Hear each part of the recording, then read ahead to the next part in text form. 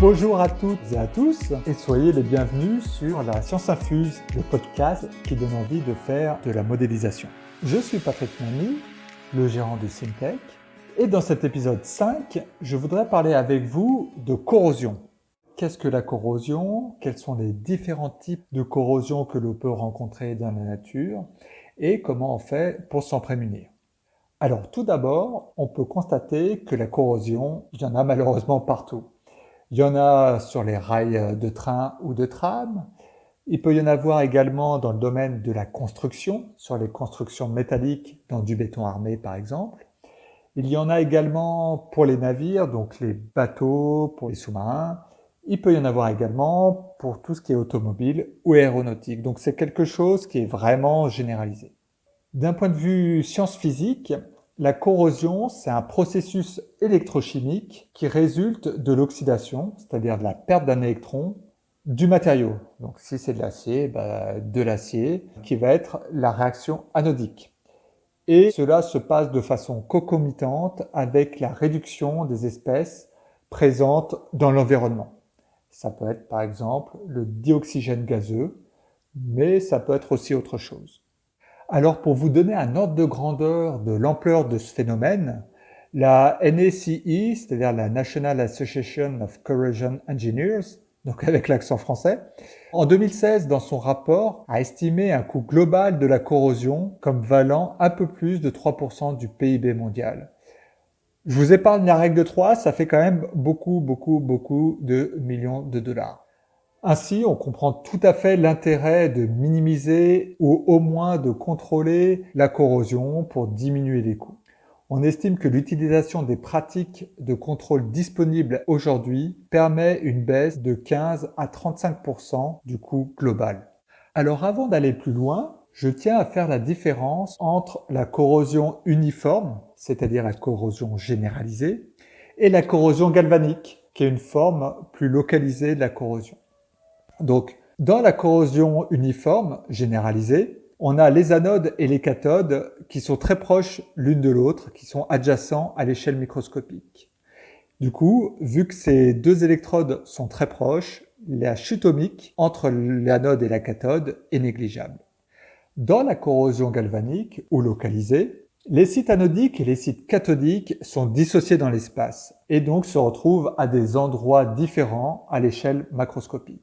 Ainsi, on comprend tout à fait qu'il va y avoir une différence de potentiel plus importante entre l'anode et la cathode dans ce cas-là. Alors, bonne nouvelle.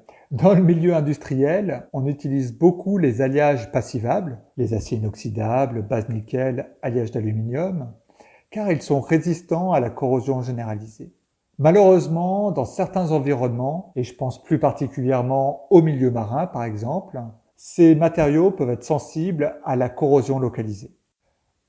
Alors de façon générale, la simulation de la corrosion généralisée et de la protection cathodique est relativement bien maîtrisée. Ça permet de connaître la durée de vie d'une structure, un bateau par exemple. Par contre, dans le cas de corrosion localisée, il est relativement délicat de prédire le comportement d'un matériau. Alors pour cela, comment fait-on? Bien sûr, vous me voyez arriver, et je vais vous parler de simulation numérique du phénomène de corrosion localisée. Dans le cas de la corrosion par piqûre, par exemple, où les sites anodiques et cathodiques sont dissociés dans l'espace, on va considérer les deux électrodes et les réactions électrochimiques qui ont lieu aux interfaces électrode-environnement. Aux interfaces qui sont les sièges des réactions électrochimiques, on va utiliser des équations de type Bottler-Volmer qui vont relier la perte de potentiel électrique avec le courant échangé. Ces courbes de Bottler-Volmer sont une modélisation de quelque chose qui est plus général, qui s'appelle la courbe de polarisation. Dans les volumes, qui peuvent être les électrodes ou leur environnement, l'électrolyte par exemple, on va devoir traduire comment se distribue le courant. Et pour cela, on peut utiliser une équation de type Nernst-Planck. L'équation de Nernst-Planck permet de calculer la répartition spatiale de la densité de courant selon trois phénomènes. Le phénomène de diffusion ou de conduction électrique, le phénomène de migration des espèces chimiques dû à une différence de potentiel et donc dû à un champ électrique, et également un phénomène de type convection dû à un mouvement macroscopique global de l'électrolyte, par exemple. Du coup, on modélise ce qui se passe dans le volume, on modélise ce qui se passe en interface sur les frontières internes ou externes, et du coup, on ferme notre système. Alors, avant de détailler l'intérêt de la simulation numérique et de la modélisation de cette thématique, je voudrais insister sur la nécessité particulière dans cette thématique d'avoir un dialogue permanent entre l'expérience et la simulation numérique. Alors, ce dialogue entre l'expérimental et le numérique est bien souvent la clé pour obtenir un modèle robuste et prédictif du phénomène physique. Dans le cas présent, cela est encore plus vrai, si je peux dire.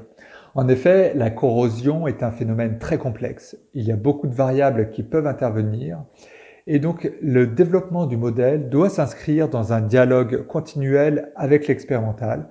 Je pense particulièrement aux cinétiques interfacielles. Je pense également aux conductivités électriques des électrolytes. Je pense aux caractéristiques des électrodes. Alors, quels sont les intérêts de la modélisation appliquée à la corrosion? Le premier intérêt est un gain de temps par rapport à l'expérience ou par rapport aux essais. En effet, dans la réalité, le phénomène de corrosion est un phénomène qui s'étale sur plusieurs mois, voire plusieurs années. Et donc, ça permet, une fois que le modèle est validé, de gagner un temps appréciable par rapport aux résultats expérimentaux. De plus, la modélisation et la simulation numérique permettent d'avoir accès à des grandeurs qui sont difficilement mesurables expérimentalement. Dans le cas présent, par exemple d'une piqûre qui est en train de se propager, grâce à la modélisation, on peut aller appréhender le pH au fond de piqûre, donc dans un tout petit volume. Et cela permet d'étudier quelle est l'influence des ions H3O+, sur le phénomène global de corrosion.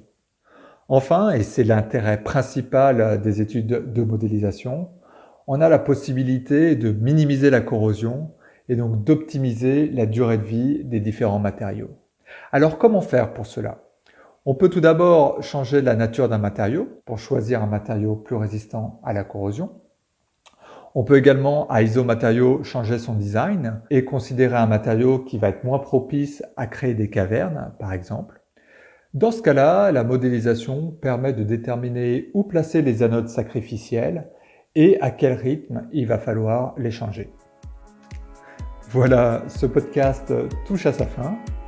J'espère que vous avez pris autant de plaisir à l'écouter que moi à le réaliser.